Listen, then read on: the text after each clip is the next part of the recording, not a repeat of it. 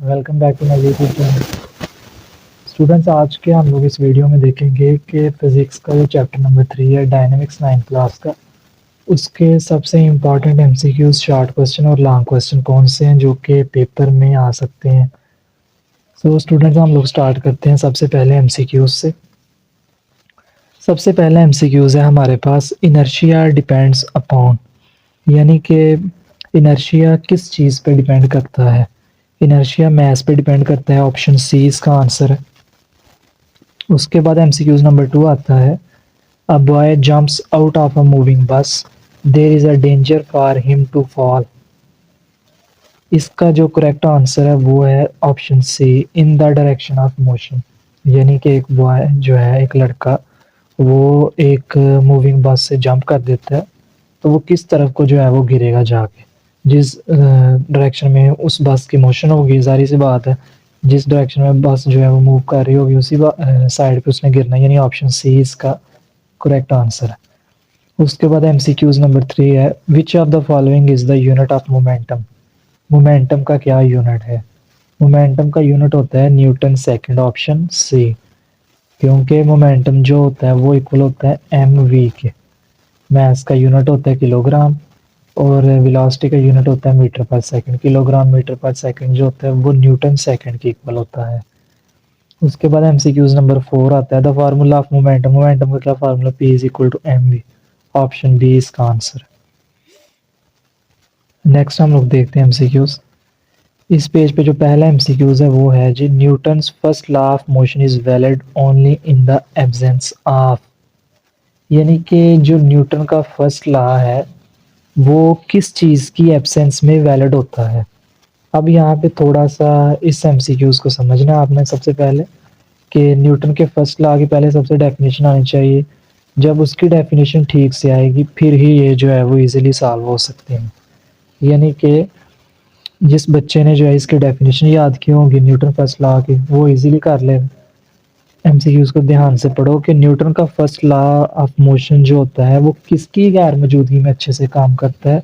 Option C इसका correct answer है, friction की गैर मौजूदगी में Newton first law of motion जो होता है वो अच्छे से काम करता है, क्योंकि फोर्स भी वहाँ पे रिक्वायर्ड होती है, नेट फोर्स भी होती है मोमेंटम में। जबकि एब्सेंस किस चीज़ की होनी हो तो ठीक रहता है, Newton first law of motion friction पे जो है वो वैलिड करता है।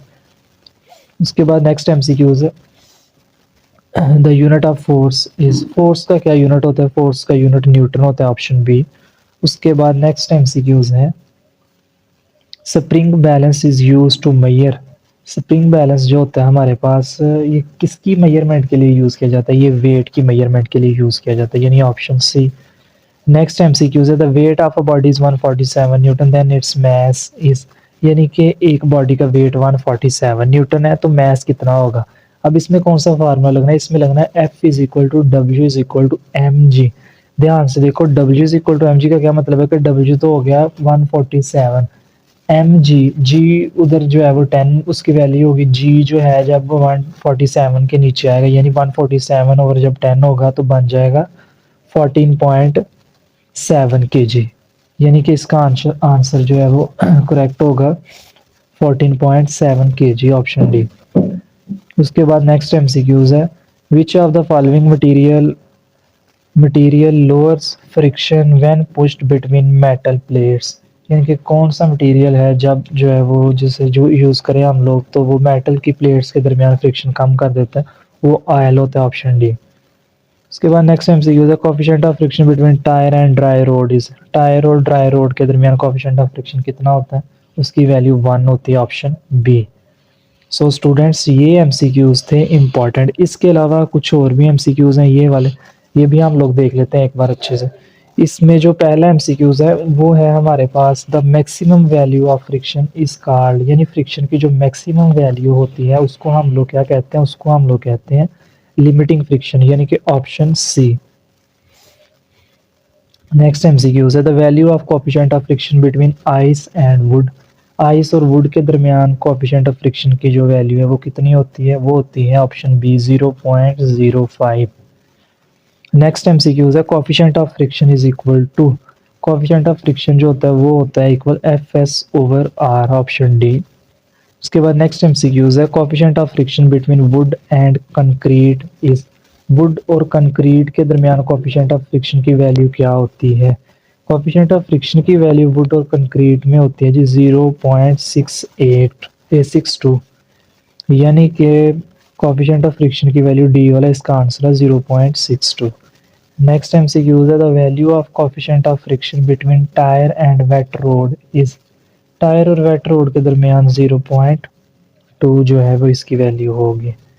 ये थे स्टूडेंट्स आज के हमारे जो है वो एमसीक्यूज। इसमें जो एमसीक्यूज इंपॉर्टेंट थे वो मैंने आपको बता दिए, इसको जो है वो अच्छे से आप प्रिपेयर कर लें। दो यहाँ पे चीज़ें आपने देखी होगी, एक है टायर एंड वेट रोड, यानी टायर और वेट रोड की जब बात की गई है उस टाइम वैल्यू हुई है 0.2, जबकि पीछे हमने देखी टायर एंड ड्राई रोड, तो इसमें वैल्यू थी 1। ये याद रखनी है इन दोनों में डिफरेंस। यहाँ पे ड्राई रोड होगा तो वैल्यू जो कोएफिशिएंट ऑफ फ्रिक्शन की 1 हो जाएगी, अगर वेट रोड हो जाएगा तो कोएफिशिएंट ऑफ फ्रिक्शन की वैल्यू 0.2 हो जाएगी। इसको अच्छे से जो है वो याद रखना। नेक्स्ट स्टूडेंट्स हम लोग देखते हैं शॉर्ट क्वेश्चंस। सो स्टूडेंट्स हम लोग बात करते हैं शॉर्ट क्वेश्चंस की, कि इम्पॉर्टेंट शॉर्ट क्वेश्चंस कौन से स्टूडेंट। इसके लिए ये है कि आप लोग यूट्यूब में ही अपना जो सेटिंग्स है उसमें जाके वीडियो क्वालिटी हाई कर लें, फिर जो है वो अपना पिक वगैरह सही क्लियर नज़र आती है। कुछ स्टूडेंट्स कह रहे थे कि सर पिक क्लियर नहीं नज़र आ रही, तो वो आपकी जो है वीडियो क्वालिटी में इशू हो सकता है। इसमें जो पहला शॉर्ट क्वेश्चन है वो है डिफाइन इनर्शिया। इनर्शिया क्या होता है? Inertia of a body is its property due to which it resist any change in its state of rest और मोशन। इनर्शिया किसी भी बॉडी की वो प्रॉपर्टी या खसूसियत होती है जो कि उसको रेस्ट में रहने के लिए, रेस्ट से मोशन में जाने के लिए या मोशन से रेस्ट में जाने के लिए रेजिस्ट करते हैं, यानी कि रुकावट बनते हैं, उसको हम लोग इनर्शिया कहते हैं। मोमेंटम क्या होता है? Question number 2, define momentum. Momentum of a body is the quantity of motion possessed by the body, यानी कि ये उस बॉडी की वो क्वांटिटी ऑफ मोशन होती है जो उस बॉडी में ये मौजूद होती है। मोमेंटम मोमेंटम किसके इक्वल होता है? ये मास और वेलोसिटी के प्रोडक्ट के इक्वल होता है। क्वेश्चन नंबर 3 है जी, why is it dangerous to travel on the roof of a bus, यानी बस की छत के ऊपर जो है वो ट्रैवल करना क्यों जो है वो खतरनाक है? If a person travels on the roof of a बस, अगर कोई भी पर्सन जो है वो बस की छत के ऊपर ट्रैवल करेगा, इट वुड बी डेंजरस, ये खतरनाक है। बिकॉज व्हेन अ बस टेक्स अ शार्प टर्न, यानी कि जब कोई भी बस जो है वो शार्प टर्न होता है, अचानक से जो है वो टर्न ले ले, तो क्या होगा? Passengers falls in the outward direction, तो पैसेंजर, मुसाफिर या ट्रैवलर या वो पर्सन जो ऊपर बस के जो है वो ट्रैवल कर रहे हैं जी, वो आउटवर्ड डायरेक्शन में, बाहर की डायरेक्शन में गिर जाएगा। अब देखो वो उसका जाहिर सी बात है कि इसका नुकसान है, ये डेंजरस है, नहीं ट्रैवल करना चाहिए। ये क्यों जो है वो आउटवर्ड डायरेक्शन में पर्सन गिरता है? उसकी रीज़न ये है कि it is due to inertia that they want continue their motion in a straight line and thus followed. ये सारा कुछ इनर्शिया की वजह से हो रहा है। इनर्शिया जो होता है वो ये चाहता है कि बॉडी जो है वो स्ट्रेट लाइन में मूव करती रहे, लेकिन जब वहाँ पे अचानक शार्प टर्न आता है तो बॉडी जो है वो उसी डायरेक्शन में मूव करती है जिस डायरेक्शन को बस ने मूव करना है, यानी कि पर्सन उसी डायरेक्शन में गिर जाता है जाके। नेक्स्ट क्वेश्चन है जी, what is meant by dynamics. Dynamics क्या होती है जी? ये चैप्टर का नेम है dynamics. The branch of mechanics that deals with the study of motion of an object and its causes of its motion, यानी कि एक बॉडी जो मूव कर रही है उसके बारे में हमें बताएगी, इसके साथ साथ हमें ये बताएगी कि वो बॉडी जो मूव कर रही है उसकी मोशन की वजूहात क्या है, उसको हम लोग स्टडी करेंगे डायनामिक्स के अंदर। नेक्स्ट क्वेश्चन है जी, what is the law of inertia. Law of inertia क्या होता है? Newton first law of motion deals with the inertial property of matter, so Newton first law of motion is known as law of inertia, यानी कि Newton का first law है ये हमें बताता है हमारे हमारे पास ये जो है वो इनर्शियल प्रॉपर्टी ऑफ मैटर के बारे में बताते हैं। इसको हम लोग कह देते हैं कि यही लॉ ऑफ इनर्शिया है, ये डेफिनेशन है।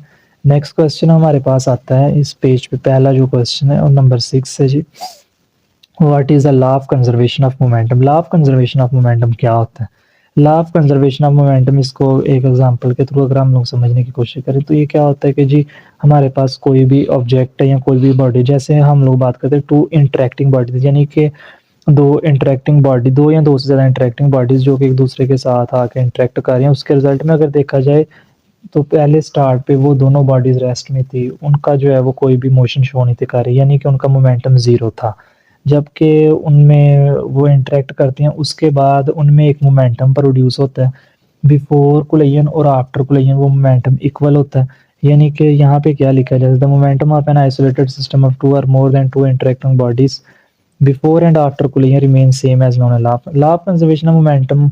ये हमें बताता है कि बिफोर कोलिजन और आफ्टर कोलिजन किसी भी बॉडी का जो मोमेंटम होता है वो सेम रहता है, वो कंजर्व रहता है, वो कभी भी चेंज नहीं होता। जैसे दो बॉडीज हैं M1 M2, उसकी वेलोसिटीज बन जाती है जी V1 और V2। ये हमारे पास है before collision and there velocities after collision become U1 and, यानी कि वेलोसिटी अगर हम लोग कोलिजन से पहले देखें, यानी कि जब वो नहीं थी टकराई, तब अगर हम लोग उनकी वेलोसिटी देखें तो वो डिफरेंट है, टकराने के बाद उनकी वेलोसिटीज डिफरेंट बन जाती हैं। यानी कि इसको सिंपल अगर देखा जाए तो दो बॉडीज हैं जो कि सेम डायरेक्शन में मूव कर रही हैं, टकराने से पहले जब मतलब कि अभी वो मतलब कि सिर्फ मूव कर रही हैं, अभी वो आपस में टकराई नहीं थी, तब उनकी जो वेलोसिटीज थी वो U1 और U2 थी। जबकि टकराने के बाद जो उनकी ये जो है ये बिफोर कोलिजन वाला M1 plus U1 plus M2, दो बॉडीज हैं, दोनों की वेलोसिटी एक U1 और दूसरे की U2 है। इन्होंने ये इक्वेशन उल्टी करके लिखी, ये जो है ये बिफोर कोलिजन का, ये वाला आफ्टर कोलिजन का। इसको हम लोग इसके नीचे आप लोगों ने law of conservation of momentum की डेफिनेशन भी लिखनी है कि the momentum of an isolated system of two और more than two interacting bodies remain, यानी कि मोमेंटम जो है वो सेम ही रहता है दो या दो से ज़्यादा बॉडीज का। जैसे ही पहले इन्होंने यहाँ तक जो है वो डेफिनेशन लिखी है। नेक्स्ट क्वेश्चन आता है, when a gun is fired it requires Y, यानी कि जब हम लोग गन को फायर करते हैं, किसी भी गन से जो है वो फायर करते हैं, तो वो गन रिक्वायल क्यों करती है, यानी कि पीछे की तरफ थोड़ी सी मूव क्यों करती है, झटका क्यों लगता है, उसको हम लोग कहते हैं रिक्वायल, वो क्यों करती है। उसकी रीज़न ये है कि जैसे हमारे पास एक सिस्टम है गन और बुलेट, यानी कि गन जो है वो उसका मैस भी हाई होता है, उसकी वेलोसिटी भी हाई होती है, बुलेट का मैस भी कम होता है, उसकी वेलोसिटी भी कम होती है। फायर करने से पहले जब हम लोगों ने अभी तक गन से फायर नहीं किया, तो उस टाइम क्या होगा कि बुलेट भी और गन भी दोनों कहाँ पे होंगे जी, रेस्ट में होंगे। उस वक्त जो उनका मोमेंटम होगा फायर से पहले गन का वो ज़ीरो होगा, बुलेट का भी ज़ीरो होगा और गन का भी ज़ीरो होगा। जब गन से फायर कर दिया जाता है तो बुलेट क्या करती है, shoot out of gun requires, उस वक्त उसका मोमेंटम उसमें डेवलप होता है, या उसमें मैं उसकी जो है वो वेलोसिटी चेंज हो जाती है। उसी मोमेंटम को बरकरार रखने के लिए गन रिक्वायल करती है, यानी कि एकदम रेस्ट में थी फिर आगे जो है वो मोशन में आती है, मोशन से वो दोबारा जो है रिक्वायल करती है कि वो दोबारा रेस्ट में जाए, यानी कि उसकी पोजीशन को मेंटेन करने के लिए, मोमेंटम कंजर्व करने के लिए मेन चीज़ ये है। इसी वजह से वो कह रहा है कि law of conservation of momentum की वजह से ही जो गन का और बुलेट का मोमेंटम है वो ज़ीरो रहता है, जब गन फायर कर दी जाती है फिर भी वो ज़ीरो ही रहता है। इसी वजह से गन जो है वो रिक्वायल करते हैं। आगे न्यूटन क्या होता है जी, न्यूटन एक फोर्स का यूनिट है हमारे पास, इसको हम लोग एन से डिनोट करते हैं। न्यूटन क्या होता है, 1 Newton is the force that produces an acceleration of 1 meter पर second square in a body of mass 1 kg। अब ये किस तरह से बयान कर रहा है वो, ये हमारे पास जो न्यूटन का सेकंड लॉ ऑफ मोशन है, F is equal to M A. F किसको शो कर रही है, न्यूटन को शो कर रही है। एम किसको शो कर रही है, एम मैस को शो कर रही है, यानी कि 1 किलोग्राम मैस जो है। जबकि वहाँ पर जो एक्सेलरेशन है वो 1 मीटर पर सेकंड को शो करे, यानी कि वो हमें न्यूटन की इस डेफिनेशन में ये बता रहा है कि न्यूटन क्या होता है कि जी ये वो फोर्स होती है जो कि 1 मीटर पर सेकंड स्क्वायर का एक्सेलरेशन प्रोड्यूस करती है किसी भी बॉडी में, जब उस बॉडी का मास 1 kg हो। नेक्स्ट क्वेश्चन हम लोग देखते हैं, define Newton's third law of motion, give an example, यानी न्यूटन के थर्ड लॉ ऑफ मोशन की क्या डेफिनेशन है और एक एग्जांपल भी दे। थर्ड लॉ ऑफ मोशन क्या है जी, to every action there is always an equal but opposite in reaction, यानी कि किसी भी बॉडी का कोई भी जो है वो जब कोई भी बॉडी एक्शन प्रोड्यूस करती है उसका कोई ना कोई रिएक्शन भी प्रोड्यूस होना है। सो एक्शन जो होता है वो हमेशा रिएक्शन के अपोजिट डायरेक्शन में होगा, या जिस डायरेक्शन में एक्शन लग रहा है किसी भी बॉडी के ऊपर तो रिएक्शन जो होगा वो उसकी अपोजिट डायरेक्शन में होगा। इसकी एग्जांपल क्या है, जैसे ये बुक वाली एग्जांपल दे दिया, the weight of the book lying on the table is active, यानी कि एक बुक जो टेबल के ऊपर रख दो तो जो वेट बुक का होता है वो टेबल के ऊपर एक एक्शन फोर्स लगा रहा है, रिप्लाई में टेबल भी उस बुक के ऊपर एक रिएक्शन फोर्स लगा रहा है, जिसके रिजल्ट में रिएक्शन फोर्स अपवर्ड डायरेक्शन में, एक्शन फोर्स डाउनवर्ड डायरेक्शन में, दोनों फोर्सेस एक दूसरे के अपोजिट डायरेक्शन में, और वो बुक जो है वो टेबल के ऊपर पड़ी हुई है सिंपल। यही जो है वो हमें न्यूटन का थर्ड लॉ बताता है। उसके बाद क्वेश्चन आता है व्हाट इज एटवर्ड machine, give its one use. एटवर्ड मशीन क्या होती है? एटवर्ड मशीन हमारे पास वो मशीन होती है जो कि दो अनइक्वल मैसेज के अरेंजमेंट के बारे में बताया। जैसे हम लोगों ने दो अनइक्वल मैसेज कहाँ पे देखे थे कि जो दो बॉडीज जो है वो फ्रीली मूव कर रही थी, वर्टिकल मोशन में देखे थे मैसेज का, और एक हॉरिजॉन्टल और वर्टिकल मोशन में थे। ये जो अरेंजमेंट थी इसमें इनको कहते हैं हम लोग एटवर्ड मशीन, जो कि हमारे पास दो ऑब्जेक्ट्स के अनइक्वल मैसेज की अरेंजमेंट को शो करे, उसको कह देते हैं एटवर्ड machine. Both objects are attached to that, यानी कि स्ट्रिंग के साथ, एक रस्सी के साथ जो है वो उन ऑब्जेक्ट्स को बांध दिया जाता है। स्ट्रिंग जो होती है वो एक फ्रिक्शनलेस पुली के ऊपर से गुजरती है। इस अरेंजमेंट को जो है वो हम लोग यूज करते हैं एक्सेलरेशन फाइंड करने के लिए, कि ग्रेविटी की वजह से जो उन मैसेज में एक्सेलरेशन पैदा हुई है उसको हम लोग फाइंड करते हैं। इसके साथ साथ टेंशन भी फाइंड करते हैं। तो एक्सेलरेशन का formula G is equal to m1 plus m2 over m1 minus m2 into A. Next question हमारे पास आता है action and reaction are always equal and opposite, then how does a body move. यानी कि action और reaction दोनों equal भी होते हैं और अपोजिटली भी जो है वो इनकी डायरेक्शन होती है। इनकी डायरेक्शन यानी कि अपोजिट होगी तो फिर वो बॉडी कैसे मूव कर दी। न्यूटन के थर्ड लॉ के अकॉर्डिंग ये है कि एक्शन और रिएक्शन दोनों इक्वल होंगे हमेशा, लेकिन उनकी डायरेक्शन अपोजिट होगी। क्यों? क्योंकि both but action and reaction forces always act on different bodies, so they do not cancel the effect of each other, and under this condition the force the body moves irrespective to this. यानी उसने कहा है कि action और reaction कभी भी जो है वो हमारे पास सेम डायरेक्शन में मूव नहीं करते।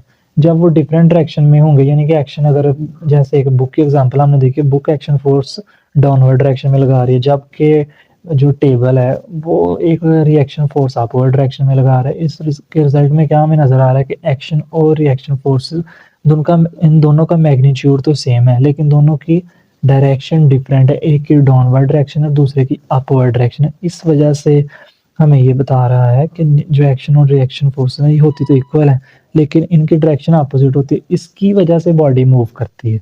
अगर दोनों की जो है वो डायरेक्शन सेम हो जाए तो फिर तो जो है वो बॉडी मूव नहीं करेगी। अगर हम लोग देखा है इसको जो है वो इस एक और तरीके से भी समझ लो, जैसे उन्होंने यहाँ पर लिखा है, हमारे पास क्या लिखा है जी, बट एक्शन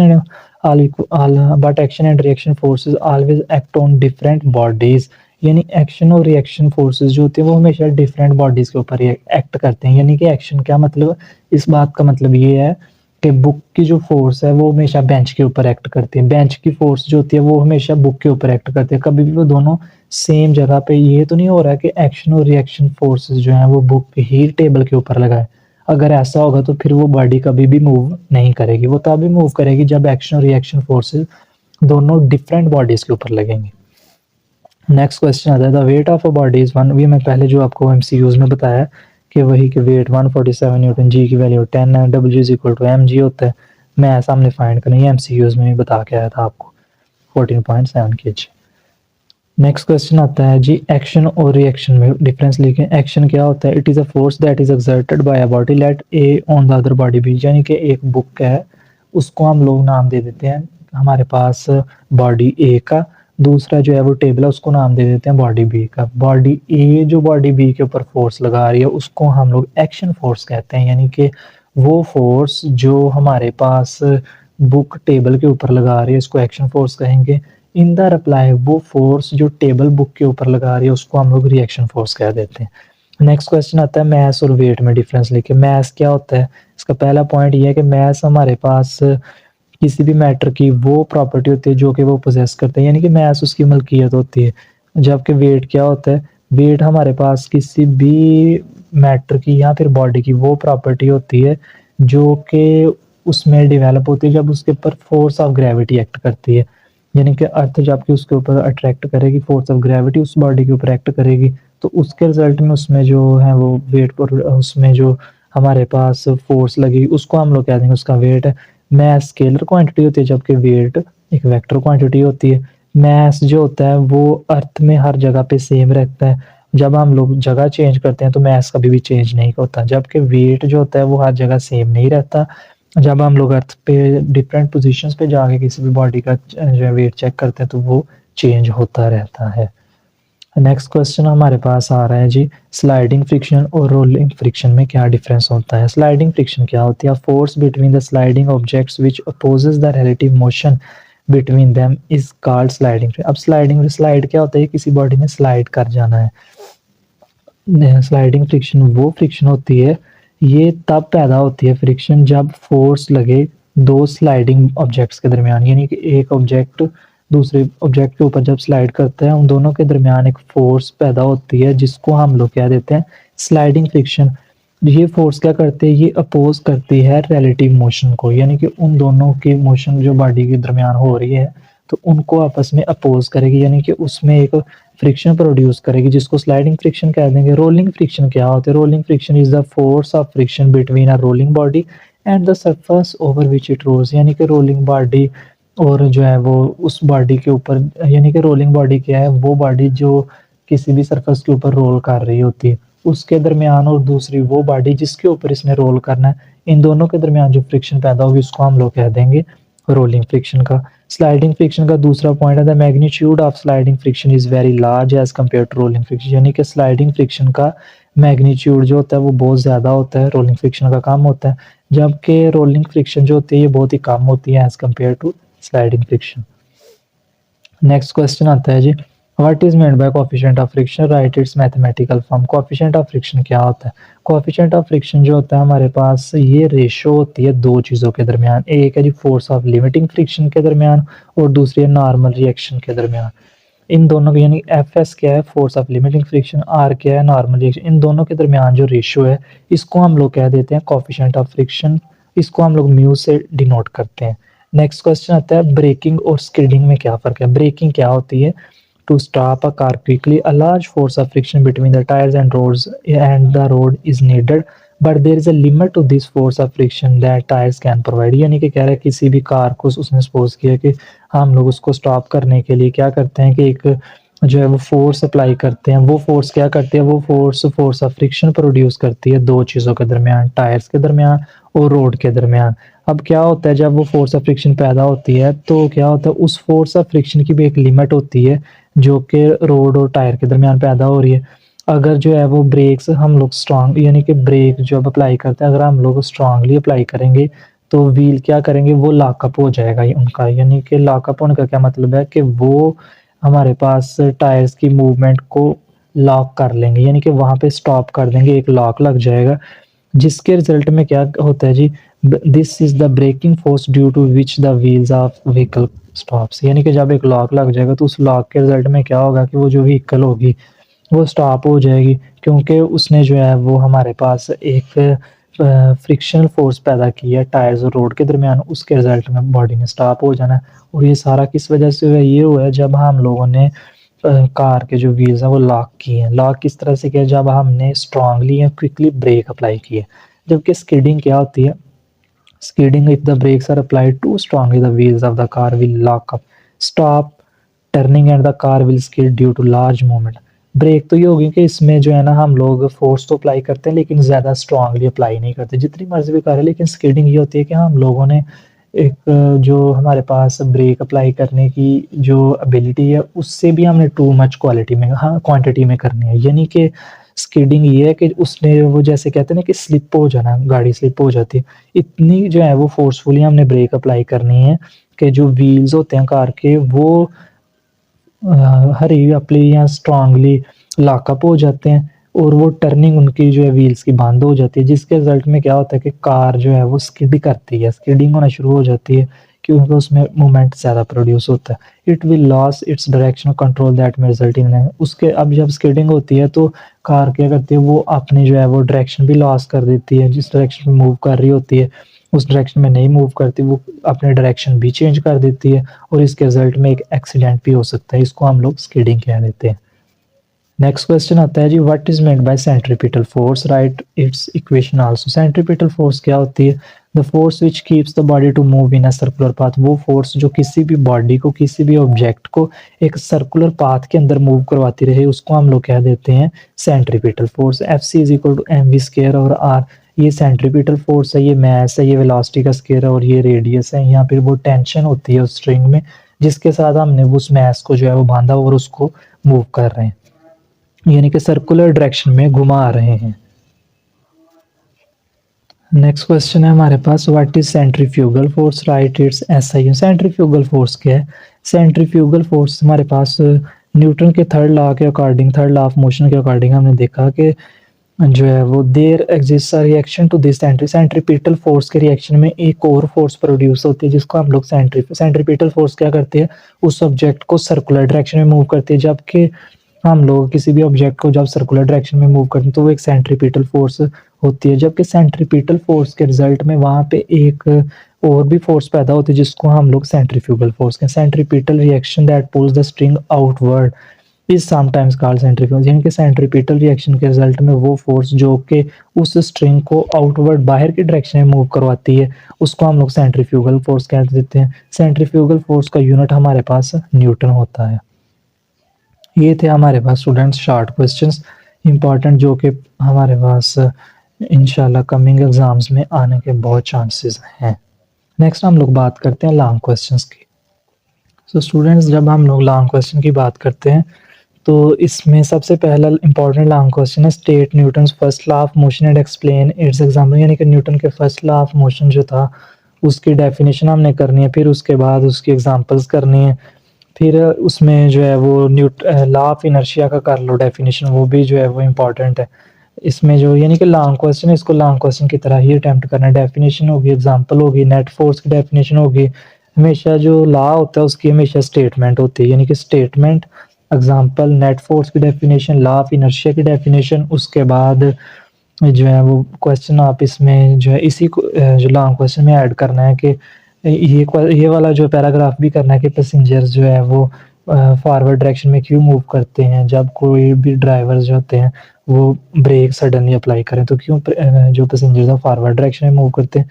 इसके अलावा ये भी आपने इसी जो है वो क्वेश्चन में ऐड करना है कि जब बस जो है वो शार्प टर्न लेती है तो पैसेंजर्स जो है वो आउटवर्ड डायरेक्शन में क्यों मूव करते हैं। उसके बाद न्यूटन का सेकंड लॉ आता है, इसकी सबसे पहले स्टेटमेंट लिखते हैं और इसको प्रूव करना है F is equal to M A. फिर उसके बाद एंड पे न्यूटन की डेफिनेशन भी लिखनी है और न्यूटन का यूनिट भी लिखना है। स्टूडेंट ये दो लॉन्ग क्वेश्चन है, इसके बाद एक तीसरा लॉन्ग क्वेश्चन आप खुद ही नोट कर लें। तीसरा लॉन्ग क्वेश्चन है फोर्स एंड मोमेंटम वाला, यानी कि फोर्स और मोमेंटम वाला जो लॉन्ग क्वेश्चन है उसमें यानी कि डेल्टा एफ कह लो या फिर delta P over delta T is equal to F, यानी P F minus P I over T is equal to F, इसको प्रूव करना है हमने फोर्स एंड मोमेंटम के थ्रू। उसके बाद चौथा लॉन्ग आप लोग फिर नोट कर लो कि right a note on law of conservation of momentum, इस पे भी नोट आ सकता है। ये जो है वो चार लॉन्ग आपने सिर्फ अटेम्प्ट करने हैं, यानी कि टोटल मैंने चार लॉन्ग बताए हैं। उसके बाद हम लोग बात करते हैं न्यूमेरिकल्स की। ये सबसे पहला जो न्यूमेरिकल है, a force acting on a body of mass 5 kg produces acceleration of 10 meter पर second square. What acceleration the same force will produce in a body of mass 8 kg। यानी कि पहला मास m1 गिवन है, दूसरी पहली acceleration a1 given है, दूसरी acceleration हमने a2 फाइंड करनी है, जबकि मास जो है वो 8 kg m2 गिवन है। इसमें न्यूटन का सेकंड लॉ ही हमारे पास यूज होगा। इस न्यूमेरिकल को मैं आपको दिखाता हूँ, ध्यान से समझना इस न्यूमेरिकल को। ये जो मैंने स्टेटमेंट बोली है इसी न्यूमेरिकल का सोल्यूशन मैं अभी आपको जो है वो दिखा रहा हूँ, ध्यान से। सो स्टूडेंट्स जो मैंने अभी आपके सामने न्यूमेरिकल बोला था उसकी स्टेटमेंट को मैंने ऊपर एक लाइन में लिख दिया, force acting on a body of मास। आगे वही स्टेटमेंट है जो मैंने अभी आपके सामने जो है वो बोली। उसका गिवन डाटा क्या है, मास क्या था, m1 जो है वो 5 kg था, a1 10 मीटर पर सेकंड स्क्वायर था, m2 जो था वो 8 kg था। ये गिवन डाटा। उसके बाद हमने टू फाइंड आउट क्या करना है जी, एक्सेलरेशन फाइंड करनी है, a2 हमने फाइंड आउट करना है। अब इसको किस फार्मूले के थ्रू करना है, इसको हमने करना है Newton second law of motion के through, F is equal to M A. अब देखो यहाँ पे हमारे पास a1 है, उसके बाद हमारे पास m1 है। सो स्टूडेंट्स हम लोग देख रहे थे कि मास m1 गिवन है, a1 10 मीटर पर सेकंड स्क्वायर गिवन है, m2 8 kg गिवन है, a2 हमने फाइंड करना है। अब इस केस में क्या देखा गया कि F इज इक्वल, दो इक्वेशंस बनानी है। पहली इक्वेशंस क्या बनानी है जी, F is equal to m1 a1, दूसरी बनानी है F is equal to m2 a2। अब इन दोनों को कंपेयर करना है, F is equal to F रख लो। एक F किसके इक्वल था, m1 a1, वो मैंने इधर वैल्यू लिखी। दूसरा F किसके इक्वल था, m2 a2, मैंने इधर लिखी। फाइंड क्या करना था हमने, फाइंड करना था a2। m2 इधर मल्टीप्लाई हो रहा है, इधर जाके डिवाइड हो जाएगा, a2 हमने फाइंड करना है। M1 की वैल्यू 5 kg पुट कर दी, A1 की वैल्यू 10 मीटर पर सेकंड स्क्वायर पुट कर दी, M2 की वैल्यू 8 kg पुट कर दी। kg kg से कैंसिल हो गए, 5 को 10 से मल्टीप्लाई करो तो 50 बनता है, 50 को जब 8 पे करोगे तो 6.25 मीटर पर सेकंड स्क्वायर निकल आएगा। यही एक्सेलरेशन है जो कि सेकंड मास में प्रोड्यूस होती। क्लियर हो गया यहाँ तक? सो स्टूडेंट्स, ये जो मैंने पहला न्यूमेरिकल आपके सामने बोला था उसका मैंने सोल्यूशन आपको दिखा दिया और समझा भी दिया। नेक्स्ट न्यूमेरिकल है, a stone of mass 100 gram is attached to a string 1 meter long. The stone is rotating in a circle with the speed of 5 metre पर second, find the tension in the string. अब इसको ध्यान से देख लो कि मास 100 ग्राम given है, string की जो लेंथ है या रेडियस है ये 1 मीटर गिवन है, उसके बाद स्पीड 5 मीटर पर सेकंड गिवन है, यानी कि वेलोसिटी इसको कह सकते हो। उसके बाद टेंशन हमने फाइंड करनी है। इसका जो सोल्यूशन है वो भी मैं आपको दिखाता हूँ, ध्यान से देखें। ये स्टूडेंट मैंने पहली लाइन लिखी है, स्टोन ऑफ मास 100 ग्राम, इस यानी कि ये इसलिए लिखी है कि कुछ लोग जो है वो कंफ्यूज हो जाते हैं। पहले न्यूमेरिकल मैंने बताया, उसके बाद उसका सोल्यूशन। गिवन डाटा क्या आता है जी, मास कितना गिवन है 100 ग्राम, इसको किलोग्राम में कन्वर्ट करना है तो हमारे पास आ जाएगा 0.1 kg, यानी कि इसको 1000 पे डिवाइड कर दो, सिंपल। उसके बाद वेलोसिटी हमने निकालनी है, वेलोसिटी कितनी है 5 मीटर पर सेकंड है, रेडियस जो है वो हमारे पास गिवन चीज़ें हैं, ये 1 मीटर है। फाइंड हमने करनी है tension in the string. Tension जो होती है वो हमेशा सेंट्रीपिटल फोर्स के इक्वल होगी। F C is equal to M V square over R, ये फार्मूला है। मैथ की वैल्यू ये पुट कर दी, वेलोसिटी 5 मीटर पर सेकंड का स्केयर ले लिया, रेडियस 1 मीटर पुट कर दिया। तो जब ऊपर वाले दोनों को मल्टीप्लाई करोगे ना, पहले 5 का स्केयर लेना, वो 25 आएगा, 25 को 0.1 से मल्टीप्लाई करोगे तो आएगा 2.5 न्यूटन। ठीक हो गया, 1 पे डिवाइड करोगे कोई फर्क नहीं पड़ना इसका, यानी कि सेंट्रीपिटल फोर्स आ गई 2.5 न्यूटन। सेंट्रीपिटल फोर्स जो होती है वो टेंशन के इक्वल होती है, टेंशन कितनी आ गई 2.5 न्यूटन। सो टेंशन कितनी प्रोड्यूस हुई है 2.5 न्यूटन, यही इसका आंसर है। अब न्यूमेरिकल नंबर 3 आता है हमारे पास ये वाला जी, a cyclist of mass 40 kg exerts a force of 200 newton to move his bicycle with an acceleration of 3 meter per second square. How much is the force of friction between the road and the tires? यानी कि एक cyclist है, उसका मास कितना है 40 kg है, force जो हमारे पास प्रोड्यूस हुई है वो कितनी है जी, वो है 200 न्यूटन। इसको हम लोग नाम देंगे जो है वो हमारे पास ये फोर्स बनती है अप्लाइड फोर्स। ये प्रोड्यूस नहीं हुई, ये फोर्स लगा रहा है साइकिलिस्ट जो डाउनवर्ड डायरेक्शन में रोड के ऊपर लगा रहा है, इसको हम लोग कह देंगे अप्लाइड फोर्स 200 न्यूटन। उसके बाद एक्सेलरेशन 3 मीटर पर सेकंड स्क्वायर है, जबकि हमने फोर्स ऑफ फ्रिक्शन फाइंड करनी है रोड और टायर्स के दरमियान। सो स्टूडेंट्स, ये है वो न्यूमेरिकल जिसमें मैंने आपको पहली स्टेटमेंट भी बोली है, साइकिलिस्ट ऑफ मास 40 kg। इसका जो सोल्यूशन है वो ये है, गिवन डाटा हमारे पास है जी, मास कितना गिवन है 40 kg, अप्लाइड फोर्स वो है जो साइकिलिस्ट डाउनवर्ड डायरेक्शन में लगा रहा है, कितनी लगा रहा है एफ ए, उस फोर्स को मैंने नाम दे दिया एफ ए का, यानी अप्लाइड फोर्स कितनी है 200 न्यूटन, एक्सेलरेशन कितना है 3 मीटर पर सेकंड स्क्वायर। फाइंड हमने करनी है फोर्स ऑफ फ्रिक्शन, यानी स्मॉल एफ हमने फाइंड करना है। सोल्यूशन देखा जाए तो सबसे पहले हम लोग निकालते हैं net force capital F. Net force किसके इक्वल है, सेकंड न्यूटन का लगा, जो न्यूटन का सेकंड आता है उसको लगा दो यहाँ पे, नेट फोर्स इक्वल है F is equal to M A, यानी कि F is equal to mass 40 kg given है, एक्सेलरेशन 3 गिवन है, दोनों को मल्टीप्लाई करोगे तो फोर्स आ जाएगी 120 न्यूटन। ठीक हो गया, फोर्स निकला है। अब फार्मूला कौन सा यहाँ पे लगना है, फार्मूला ये लगना है कि net force is equal to होती है applied force minus force of friction. Small F क्या शो कर रही है, फोर्स ऑफ फ्रिक्शन, यानी कि नेट फोर्स किसके इक्वल थी, कैपिटल एफ के, ये मैंने नाम दिया। नेट फोर्स कैपिटल एफ के इक्वल है, अप्लाइड फोर्स एफ ए के इक्वल है माइनस एफ। यहाँ पे जो नेट फोर्स है वो हमने 120 न्यूटन फाइंड की, वो मैंने इधर लिख दी। एफ ए जो अप्लाइड फोर्स 200 न्यूटन ये यहाँ पर गिवन थी, minus F force of friction मैंने फाइंड करनी है 120, ये 200 इधर प्लस का इक्वल के उस साइड पे जाएगा तो माइनस का हो जाएगा, 120 माइनस 200 करोगे तो ये बनेगा minus 80 newton. Minus 80 newton is equal to minus F था, माइनस माइनस से कैंसिल, तो एफ आ गया 80 न्यूटन। एफ क्या है, एफ हमारे पास फोर्स ऑफ फ्रिक्शन है जो कि रोड और टायर्स के दरमियान प्रोड्यूस हो रही है, यही हमने इसमें फाइंड करना था। नेक्स्ट न्यूमेरिकल यहाँ पे दूसरा है जी, बुलेट ऑफ मास 20 ग्राम, एक बुलेट है जिसका मास है 20 gram, is fired from the gun with the muzzle velocity 100 meter पर सेकंड, यानी कि small M 20 gram. Small V यानी कि उसी बुलेट की हमजा की वेलोसिटी कितनी है, वो है 100 मीटर पर सेकंड। हमने भी ये फाइंड दूसरे उसके अलावा गन का मैस भी गिवन है 5 केजी, इसको कैपिटल एम से शो करना है, जबकि जो गन की रिकॉइलिंग वेलोसिटी है, ये रिकॉइल कर रही है या उसको गन की वेलोसिटी भी कह सकते हो कैपिटल वी, वो हमने फाइंड करनी है। सो स्टूडेंट्स ये न्यूमेरिकल इधर है। अब बुलेट ऑफ मैस 20 ग्राम इस, ये मैंने इधर लिख दिया, इसको ध्यान से देख लो। Given data mass of bullet small M given है जी 20 ग्राम, इसको किलोग्राम में कन्वर्ट करना है, 1000 पे डिवाइड करोगे 0.02 केजी आ जाएगा। उसके बाद velocity of bullet small V given थी हमें 100 मीटर पर सेकंड, जबकि मैस ऑफ गन जो था वो कैपिटल एम है, वो भी हमारे पास गिवन है 5 किलोग्राम। फाइंड हमने करना है velocity of gun capital V. हमने इसमें क्या यूज़ करना है जी, सोल्यूशन में देखा जाए तो हमने law of conservation of momentum use किया, जिसके अकॉर्डिंग ये था कि कैपिटल एम कैपिटल वी जो था, ये मोमेंटम था आफ्टर जो है वो रिक्वायर, या फिर जब हम लोगों ने गन से फायर कर दिया उसके बाद का मोमेंटम था ये, या फिर ये गन का मोमेंटम कह लो, और ये वाला बुलेट का मोमेंटम था M V is equal to 0 है।